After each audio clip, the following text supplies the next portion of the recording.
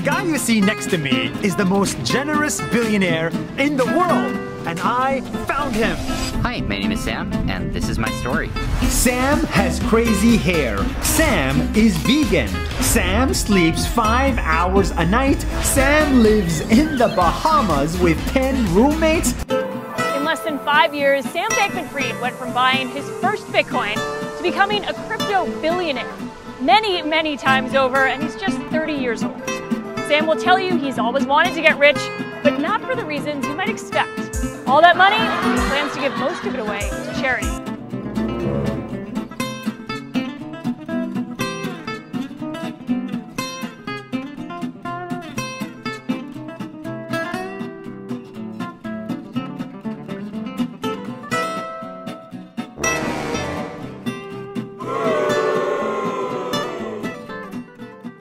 Bonjour et bienvenue pour le Market Update de décembre. Donc on va aller droit au but, vous allez savoir comment j'ai perdu 2000 $. On va commencer par vous expliquer l'histoire de FTX. Alors ce gars-là, il nous a bien eu en fait. Je vais vous raconter un peu ça rapidement. Il nous a vraiment bien eu. Il était sur la couverture de Forbes, ok. Il était plébiscité par tous les journaux.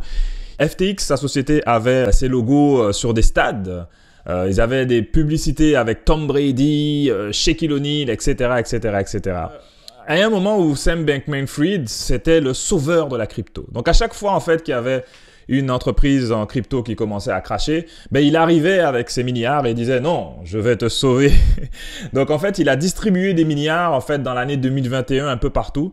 Et ce gars-là était vu comme le sauveur total. Parce que vous savez que quand les bitcoins descendent en dessous de 20 000, je vous l'avais déjà expliqué, mais je répète, eh ben, il y a beaucoup de sociétés qui ont énormément de leverage, donc qui ont trop de dettes et qui n'arrivent pas, en fait, à soutenir la chute.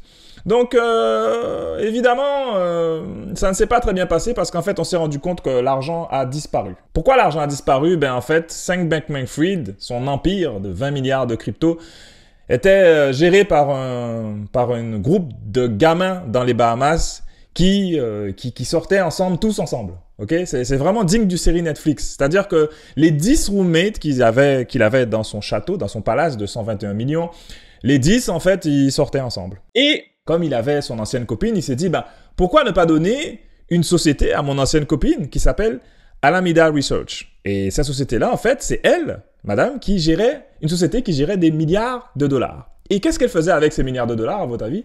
Elle faisait du trading. Donc, elle a pris des fonds de personnes qui avaient déposé leur argent, durement gagné, et elle les a tradés. Donc, malheureusement, elle a perdu 8 milliards. Donc, c'est quand même gros. Hein. C'est très gros, en fait. Et on se demande pourquoi personne n'est encore en prison. On verra. Alors, faut savoir aussi que Caroline avait des goûts assez spéciaux pour les amphétamines. Donc, elle tradait l'argent de beaucoup de monde. Et c'est ça, en fait, qui arrive lorsqu'on a des endroits non régulés. Donc, vous voyez, ça, ce sont des plateformes qui sont pas régulées. Et il n'y a pas beaucoup de contrôle derrière. Ce qui est vraiment comique, par contre, c'est que la SEC a commencé à avoir des pourparlers, des discussions justement avec FTX et avec d'autres entreprises. Donc, en apparence, tout se passait bien. Mais ce n'était pas la réalité, évidemment. Et le pauvre Sam Bankman-Fried a eu un mauvais mois. Vous voyez que dans les journaux, ils sont assez sympathiques avec lui, hein, le pauvre. Mais pensez à toutes les personnes qui avaient des milliers ou des millions de dollars sur ces plateformes-là qui ont disparu du jour au lendemain. Ça veut dire qu'ils ne peuvent plus retirer leur argent. Et ça, c'est triste. Alors, comment ça a fonctionné, leur espèce j'appelle ça un Ponzi scheme? Eh ben, voici un schéma très simple qui explique comment ça fonctionnait. En gros, FTX, c'est la société qui attire beaucoup de monde. Et puis, ils imprimaient ce qu'on appelle un token. Le token, c'est le FTT. Alors, vous savez que dans le monde des crypto-monnaies, vous avez comme le Bitcoin, il y a une utilité pour chaque token. D'accord? Mais là, en fait, le FTT, c'était comme un truc qui servait à avoir des réductions un peu partout. Enfin, bref, c'est ça. Il y a plusieurs sociétés qui l'ont fait. Crypto.com, par exemple, a fait le CRO. Une fois qu'on achetait la monnaie CRO, on avait des réductions sur sa carte de crédit. On avait Netflix payé, remboursé en CRO avec, c'était quoi? Netflix et puis Spotify remboursé, blablabla. Alors, ce genre de monnaie, évidemment, quand on est dans un bear market, ne valent plus grand-chose. Mais ce qui s'est passé à l'époque où tout le monde gagnait de l'argent, en fait, où il y avait le bull market, FTX, il imprimait des FTT. Et une fois que les FTT étaient imprimés, ils empruntaient les FTT à Alameda Research. Vous voyez Caroline là? Donc, ils empruntaient tout l'argent à Alameda. Et Alameda Research, elle faisait quoi? Elle empruntait avec un prêt du vrai argent contre des FTT. Ça veut dire que comme les FTT avaient une valeur à l'époque, eh ben, il y a des investisseurs qui ont dit « Ah, ben oui, c'est une crypto, c'est le futur !» Évidemment. Donc, ils ont mis beaucoup d'argent dans des FTT et ils ont eu de l'argent. Et puis, Alameda a eu de l'argent. Et puis, ça faisait du profit. Et une fois qu'elle avait du profit, elle faisait quoi? Elle tradait le profit. Okay? Donc, elle tradait le profit et répétait. Jusqu'à temps que quand le marché monte, tout le monde est un génie. Donc, quand la bourse monte, tout le monde est un génie, tout le monde gagne de l'argent. Mais quand la bourse commence à chuter, c'est là qu'on commence à voir des choses comme ça commencent à ressortir. Et en fait, la fameuse faillite de FTX commence à faire, je l'ai dit, une contagion. J'en ai parlé sur Instagram, donc faites gaffe. Toutes les autres plateformes peuvent être touchées. Donc, si vous avez des crypto-monnaies, je le répète, sortez-les des plateformes. Faites vos trades avec et ne les gardez pas sur les plateformes parce que ça peut vous arriver. Et même moi, qui ai 5 comptes différents, qui fait super attention, ça m'est arrivé. Alors, pourquoi ça m'est arrivé en fait? Parce que BlockFi, ces idiots, ont emprunté 500 millions à FTX. Et voilà. Et évidemment, les 500 millions ont disparu. Ils font partie des 8 milliards. Donc, BlockFi, ils ont bloqué les retraits. Donc, moi, le temps que j'ai eu le temps, j'avais une partie de mes fonds dessus. J'ai retiré sur toutes les plateformes mes fonds. BlockFi, j'ai réussi à initier le retrait. Là, ça fait 10 jours que j'attends que l'argent arrive et je crois qu'il n'arrivera jamais. Parce que BlockFi a déclaré faillite hier. Et oui. Donc, est-ce que je prends ça en me disant « Oh my God, c'est horrible, j'ai perdu 2000 $, c'est fini, j'arrête de trader. » Ben non. Ben non, je reconnais le risque parce qu'à l'époque où j'ai fait ça, ça représentait moins de 1% de mon portfolio et en fait, je savais que c'était de l'argent que j'étais prêt à perdre. OK? Et la majorité de mes cryptos, heureusement, se trouve sur un ledger et n'est pas sur les exchanges. Donc voilà, donc on continue. On espère peut-être durant la faillite, il y aura peut-être des soubresauts. Ils disent qu'ils travailleront dur pour donner les fonds aux investisseurs. J'y crois pas un seul mot. Ok. Donc par contre, j'ai une pensée pour toutes les personnes qui avaient beaucoup d'argent sur ça. Il y a des personnes que je connais qui avaient 30 000, 60 000, etc. Et j'ai vraiment une pensée pour eux parce que c'est très très dur. De l'argent durement gagné pendant plusieurs années comme ça qui disparaît du jour au lendemain, c'est terrible. Donc j'espère quand même qu'il y aura un bon dénouement à cette histoire. Alors, ça c'est un extrait en fait du market update que j'avais fait en décembre 2021. Et où j'avais un petit peu prédit ce qui allait se passer. Donc, écoutez ce que je raconte sur le Bitcoin. Il y a une autre chose qui me fait aussi tiquer par rapport au Bitcoin. Faites attention aussi. Moi, j'ai investi récemment dans les Bitcoins. J'ai une très petite position. J'ai 2% de mon portfolio dedans. Cependant, il y a quelque chose qui me fait tiquer. C'est que plus de la moitié des premiers acheteurs de Bitcoin aux États-Unis sont des premiers acheteurs dans l'année 2021. Ça veut dire quoi? En général, ça veut dire que c'est la fin d'une bulle. Quand on commence à avoir beaucoup de nouveaux investisseurs qui arrivent sur le marché et qui achètent, parce qu'évidemment, on n'a pas acheté le Bitcoin maintenant, ça fait plus d'1 an et demi ou je ne sais plus combien, donc oui, on a fait un bon gain. Donc il y a des moments où il faut prendre un peu sortir un peu sur la table. Moi, je vais sortir un peu aussi sur la table, je vais rester. Je sais que ça peut chuter à 80% le Bitcoin, mais je vais quand même prendre un peu de gain. Alors, le résultat, c'est quoi? Vous avez vu le Bitcoin, j'ai vendu à partir de décembre 2021.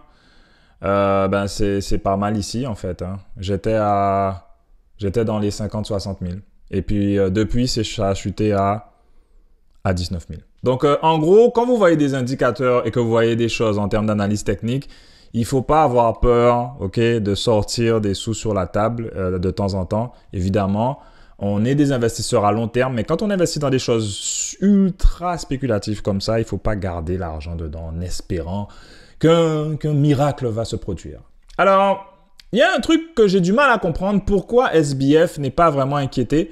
Donc, je ne vais pas trop déblatérer dessus parce que je n'ai pas envie que la vidéo soit enlevée, mais vous allez remarquer qu'il a été très généreux avec certaines personnes. Ok, vous avez qu'à lire ce qui est marqué ce qui est marqué sur l'écran. Donc, maintenant, on va parler de notre sujet. On va parler de la Chine.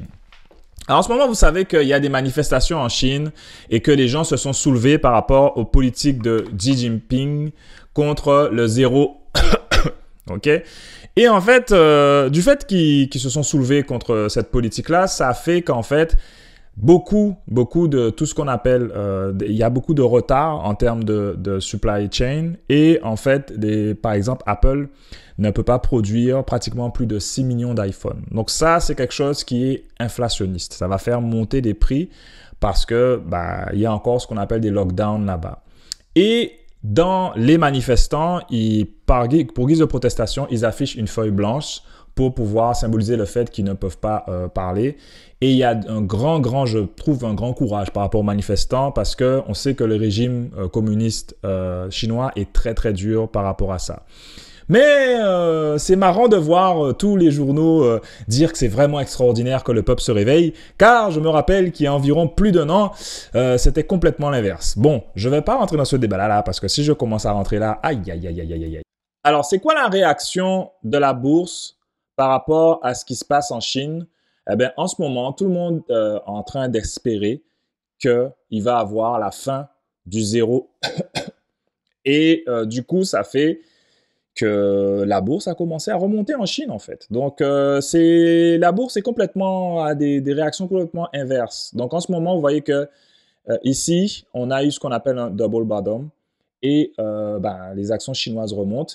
Et si on passe au-dessus des 82,50, là, on a encore un gros potentiel que ça remonte ici. Donc, ici, c'est GXC, c'est en fait tout ce qui est actions chinoises. Il y a aussi Alibaba qui a aussi une grosse remontée et il faut qu'on observe si elle dépasse la ligne rouge des 200 moving average.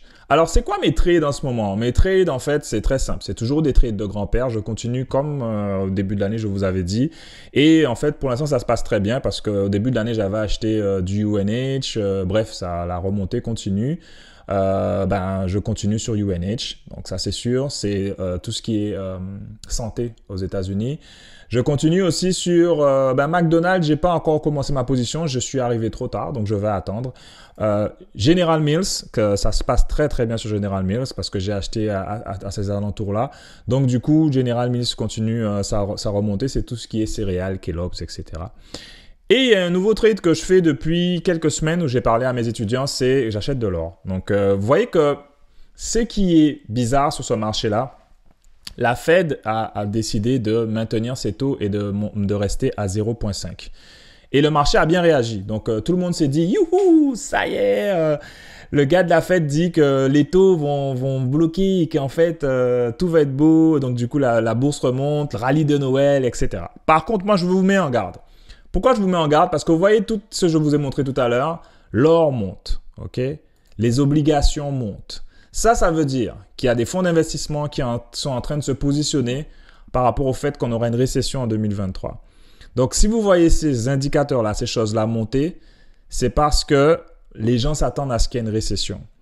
Et s'il y a une récession, oui, ces actions-là vont exploser, ok? Tout ce qui est défensif va exploser. Par contre, le reste va continuer à cracher. Donc, je vous préviens.